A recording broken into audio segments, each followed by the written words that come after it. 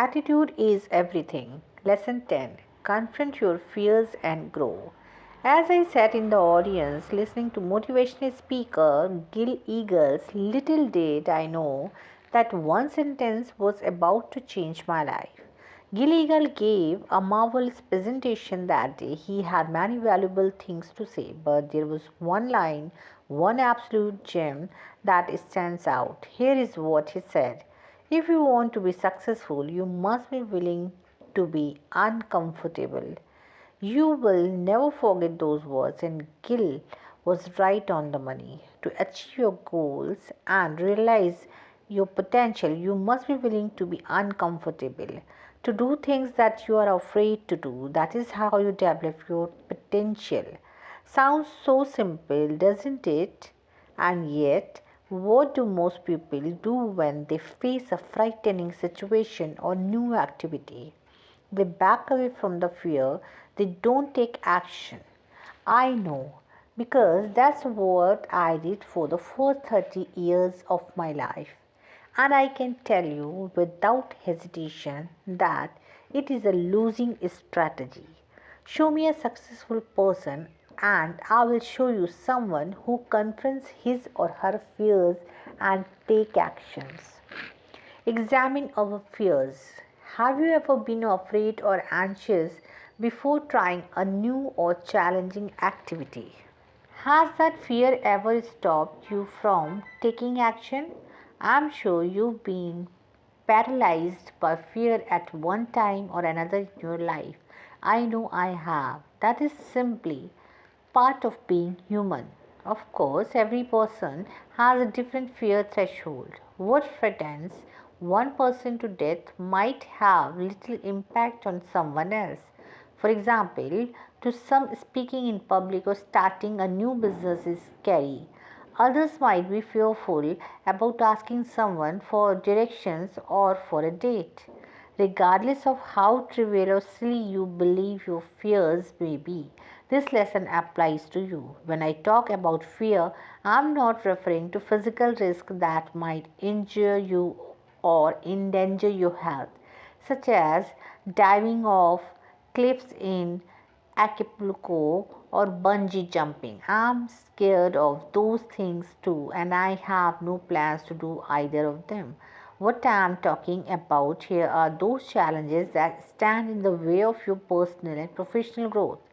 These are the things that scare you, but which you know are necessary if you are going to get what you want in life. The comfort zone. When you are gripped by fear and anxiety, it's usually because you are stepping out of your comfort zone.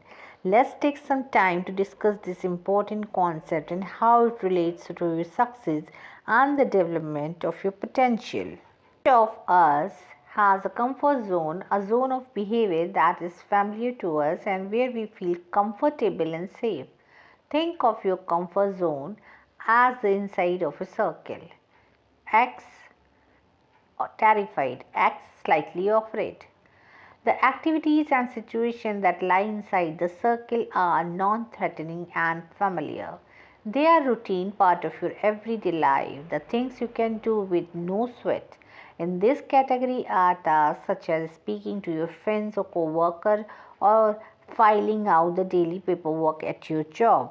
However, you occasionally face experiences or challenges that are outside your comfort zone. These are represented by the axes in the diagram above. The further the axis from the circle, the more afraid you are to participate in that activity. When faced with something outside your comfort zone, you suddenly feel nervous.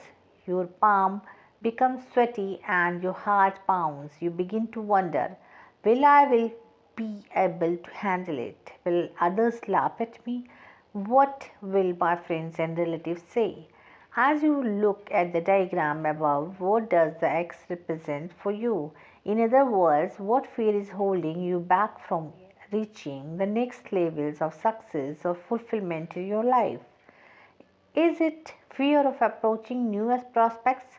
Is it fear about challenging careers? Is it fear about learning new skills?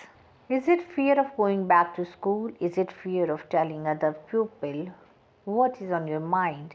Is it fear of public speaking? Whatever that represents for you, just be honest and admit it.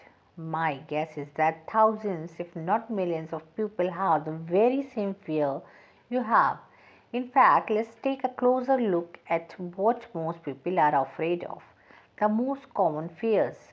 During many of my presentation, I distribute index cards to the audience members and ask them to write down anonymously the fears that are standing in the way of their professional and personal growth. Then I collect the cards and read them aloud. What do you think people write on those index cards? In most audiences, regardless of profession or geographical location, the same answer comes again and again. Here are some of the most common fears they identify. Number one, public speaking or giving presentations. In virtually every group, this is the first fear. The vast majority of people are terrified about speaking in front of a group of people. Second, hearing the word no or having their ideas rejected. This response is very common among salespeople, especially those who make cold calls.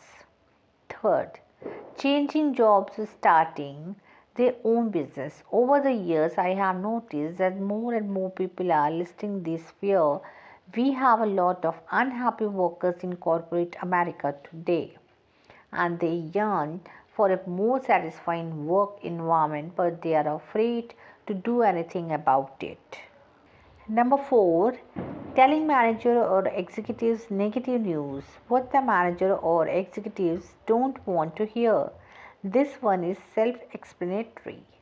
Fifth, talking to people in upper management. Many entry level workers and even managers are terrified about speaking to executives in the company. They even hesitate to make small talk with the president or CEO of their organization for fear they will say something silly or appear stupid. 6. Fear of failure. Those who won't try something new for fear that it won't work out. We will tackle this issue in more depth in lesson 11. Well, are you surprised by any of the fear on the list? Do you have any of them now, or have you had them in the past?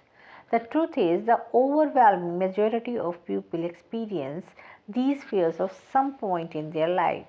And if you have some fears that were not on this list, don't worry about it. You are stronger than any of your fears and you can overcome them. The benefit of backing away from your fears. When confronted with an anxiety producing event, most people will retreat to avoid the fear and anxiety. That's what I used to do. You see, backing away does relieve the fear and anxiety that would have resulted if you followed through with the activity.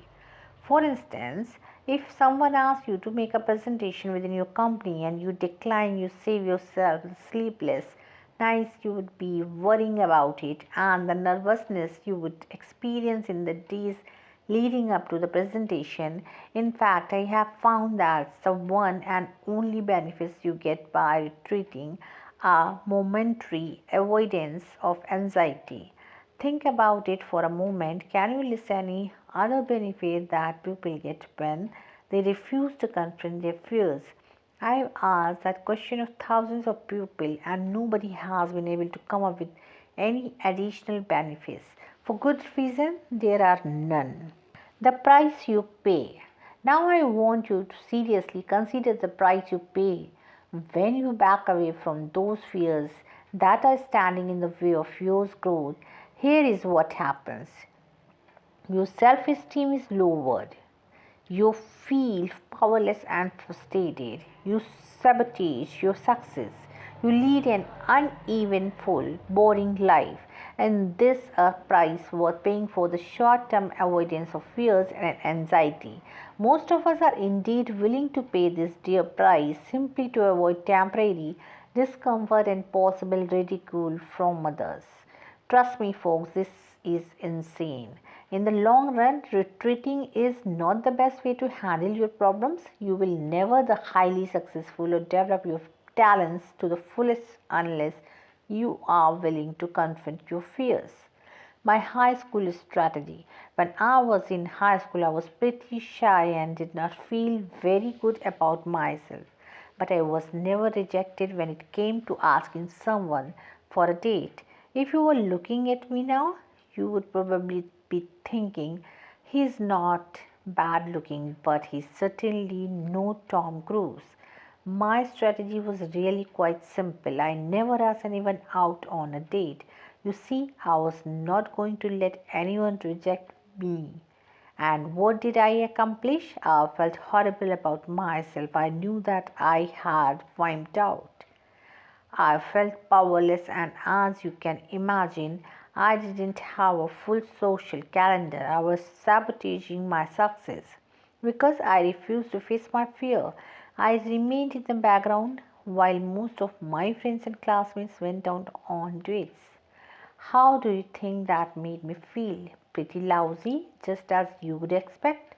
In case you are wondering, I did have a few days during that period of my life, but only when other people arranged them. I was not going to allow anyone to say no to me. In reality, I was saying no to myself. Can you see how my strategy of backing away from my fears worked against me? Now it is true that if I had asked some people for a date in high school, a few of them might have said no. But you know what? I wouldn't have died. I could have asked another person and another, and eventually I would have gotten a yes. It was not until college that I began to take some baby steps to confront this fear of rejection. Little by little, I gained more confidence, and in law school, I had the good fortune to meet Dollars, and we have been married more than 30 years. A new life. I'm really no different from you. And my fears, I have my fears just as you do, and when I look back at the first 30 years of my life, you know what I see? I see someone who achieved some degree of success as an attorney. But I also see someone who was shy, insecure, scared, and self conscious. Does that sound to you like someone who is a motivational speaker? What turned my life around and improved it a millionfold is that I learned to confront my fears and take action. I realized after years of frustration and disappointments that hiding from my fears was not getting me anywhere, and it would never get me anywhere. Of course, I would not have confronted my fears if I had not first developed a positive attitude. I can do attitude provided me with the extra push. I needed to take action. When you believe you can do something, you have the courage to move forward despite being afraid. Armed with a great attitude, I decided to become a participant in life and to explore my potential, even though I was scared. From the very beginning, I felt so much better about myself. I had taken control of my life, and all sorts of possibilities opened up for me. Are you beginning to see the incredible rewards you can receive when you are willing to develop a positive attitude and confront your fears? Reframe the situation. If I could give you a way to confront uncomfortable situation without fear or anxiety, you would have static and eternally grateful. Would not you? Sorry, but there is no such magical solution. I can't wave a magic wand and take away your fears. How then can you muster the courage to do those things that you fear but which are necessary for your success and growth? The next time you face a scary situation, I suggest you take a different outlook. Most people start thinking, I won't be able to do that well. And other people may laugh at me or reject me. They get hung up about how well they are going to perform. Because of these worries, they decide to retreat. While you should always go in with a positive attitude and prepare beforehand to the extent possible, don't be overly concerned with the result. Consider yourself an immediate winner when you take the steps and do the things you fear. That's right, you are a winner just by entering the arena and participating regardless of the result. Moving forward, even when you are afraid. For instance, let's assume you are afraid to speak in public, but you confront your fear and do it anyway. The moment you get up and speak before the audience, you are a winner. Your knees may be shaking and your voice may be quivering. That doesn't matter. You faced your fear and accepted the challenge. Congratulations are in order. The likely result is that your self esteem will be enhanced and you will feel exhilarated. On your first attempt, you won't be hailed as a world's first speaker. So what? Let's face it, you can't expect to be an accomplished speaker during your first presentation. Were you a great tennis player after your first game? Or a great swimmer? The first time you enter the water, developing any skill take time. I remember my first motivational speech. That was in 1988, and my performance was nothing to write home about. I gave a free talk to a group of real estate salespeople, and let me tell you, I was terrified. I couldn't take my eyes off my notes. Fortunately, the content of my presentation was very solid, and the audience responded well, but I had a long way to go before I could call myself a good speaker. On the second presentation, I was a little better, and when I had done 5 or so presentations, I began to rely less and less on my notes and to develop a stronger connection with the audience. For a period of 20 years, I gave presentations to thousands of people each year throughout the United States and abroad. But let's not forget that it all started with a scared guy who gave a very unimpressive talk in 1988. She followed her dream. I would like to tell you a story about a woman who knows a lot about breaking out of a comfort zone. Her name is Dottie Berman, and for 30 years, Dottie was a high school English teacher in New York, yet since the age of 10. She wanted to go into show business. She never gave it serious thought as a career and instead chose the security of teaching with its regular paycheck and benefits. While working as a teacher, Dottie began to write songs and perform them. It was just a hobby, but it kept her dream alive. Then, in the late 1980s, Dottie made a decision. She would retire from teaching and pursue a new career as a performer. In the summer of 1988, she submitted her resignation. Then the terror really hit her. She was so scared about venturing into the unknown that she withdrew her resignation and went back to teaching. But something inside Dottie would not let her dream die. 6 months later, in January of 1989, she confronted her fear and retired. At the same time, Dottie was in her 50s. In 1992, Dottie developed and performed her own one woman musical show. The show was based on her fears of leaving a secure teaching job to go into show business. And in the spring of 1998, Dottie, while in her age 60, released her marvelous CD, I'm in Love with My Computer, a collection of witty, inspirational songs. She also performed these songs in a musical revue in a cabaret in New York City as well as for organizations throughout the country. Bravo, Dottie, for confronting your fears and inspiring us to follow our dreams. Just do it. Ralph Waldo Emerson offered some simple advice which, if followed, can transform your life. He said, do the things you fear, and the death of fear is certain. I know this advice makes good sense, but some people are just too afraid to act. Remember my prior words about the steep price you pay when you let your fears dominate you. In the end, running away from your fears is a losing strategy. It will only bring you frustration and unhappiness. I can tell you that from personal experience. There is nothing wrong with having some fears. Successful people have fears. The difference is that unsuccessful people take action and move forward despite being afraid. It is not always easy, I will grant that, but you will always feel better about yourself when you face your fears. In the last 20 years or so, I have had the privilege of traveling throughout the United States and abroad and of speaking with thousands of people. During all this time, I haven't met one person who confronted his or her fears, took action, and later regretted it.